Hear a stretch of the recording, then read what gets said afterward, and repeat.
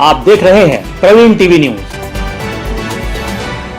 अधिकांश तौर पर अधूरा भुगतान होने से परेशान होकर आज आशा उषा कार्यकर्ता जिला कलेक्टर कार्यालय पहुंची और जिला कलेक्टर दीपक सक्सेना को अपनी मांगों का ज्ञापन सौंपते हुए उनकी मांगे पूरी किए जाने की मांग की। ज्ञापन सौंपने के दौरान बड़ी संख्या में आशा उषा कार्यकर्ता उपस्थित रहीं। इस दौरान आशा उषा कार्यकर्ताओं ने जानकारी देते हुए बताया कि हमेशा से ही उनके वेतन का उन्हें अधूरा भुगतान किया जाता है, जिसके चलते उन्हें काफी समस्या का सामना करना पड़ता है।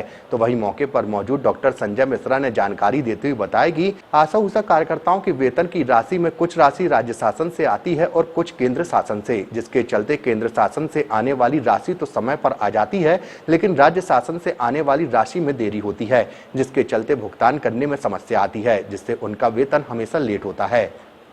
आज हम सभी बहनें अपनी एक समस्या को, जो हमारी गंभीर समस्या है कि जब भी हमारा भुगतान होता है, अधूरा भुगतान होता है, और आप देखेंगे शुरुआती तौर पर अप्रैल माह पे पूरा बजट आ जाता है, जिसको साल भर बजट देना रहता है आशा कार्यकर्ताओं और पर्यवेक्षक बहनों को, लेकिन हाल ही में देखें तो बजट का रोना देकर पेमेंट ना होने का हवाला दिया गया है, जिससे सभी आशा उषा कार्यकर्ता बहनें, पर्यवेक्षक बहनें क्रोधित हैं। इसीलिए सभी बहनें आज कलेक्टर सर के समक्ष उपस्थित हुई हैं और ज्ञापन के माध्यम से अपनी बात अवगत कराएंगे कि हम सभी का भुगतान समय पे कराएं।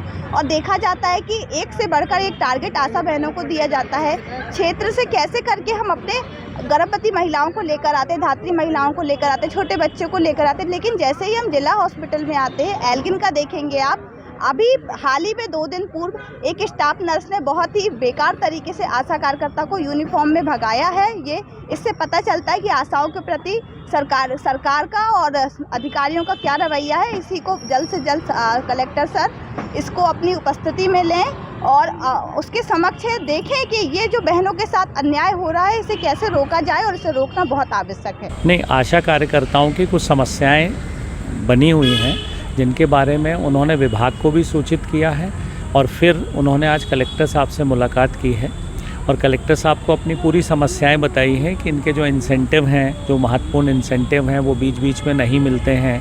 जो 6,000 रुपये शासन ने इनके निर्धारित किए हैं, उसमें से 2,000 रुपये केंद्र सरकार से आता है और 4,000 रुपये राज्य सरकार से आता है। केंद्र सरकार की राशि तो नियमित रूप से मिल जाती है, राज्य सरकार की राशि जब भोपाल से हमारे ज़िला स्तर पर आती है तो हमें इन्हें ट्रांसफ़र करना पड़ता है। वो राशि अक्सर लेट हो जाती है और इसलिए इनको ये समस्या रहती है कि वो राशि हमको समय पे मिले। इसके अतिरिक्त जो इनके महत्वपूर्ण 7 मेजर एक्टिविटीज़ कहलाती हैं, जो इन लोग लगातार मेहनत से करते हैं, उस एक्टिविटी का पैसा भी लगातार नहीं मिलता है।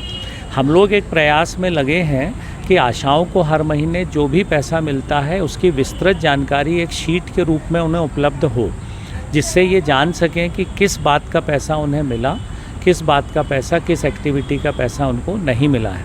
कुछ एल्गिन अस्पताल की समस्या के बारे में उन्होंने बताया है कि वहाँ पर स्टाफ के द्वारा कुछ व्यवहार अच्छा नहीं होता है, तो मैं यहाँ से सीधे अभी एल्गिन हॉस्पिटल ही जा रहा हूँ। मैंने अधीक्षक को फ़ोन करके रोक दिया है कि आप मेरा वेट करें, मैं अभी जाकर बात करूँगा। और कुछ ऐसी समस्याएं भी उन्होंने एल्गिन के बारे में बताई हैं जिनका निदान निश्चित रूप से आवश्यक है और मैं प्रयास करता हूँ कि वो इनकी समस्या ना रहे। और मैंने इनसे कहा है कि आपको जिस कर्मचारी से समस्या हो, बाई नेम मुझे उसकी शिकायत करें, जिससे मैं उससे कर्मचारी के विरुद्ध कड़ी कार्यवाही कर सकूं। तो उन्होंने विश्वास दिलाया आशा बहनों ने कि हम अब आपको बाई नेम शिकायत बताएंगे और जब बाई नेम शिकायत करेंगे तो आप देखिएगा उस पर कार्यवाही निश्चित रूप से होगी।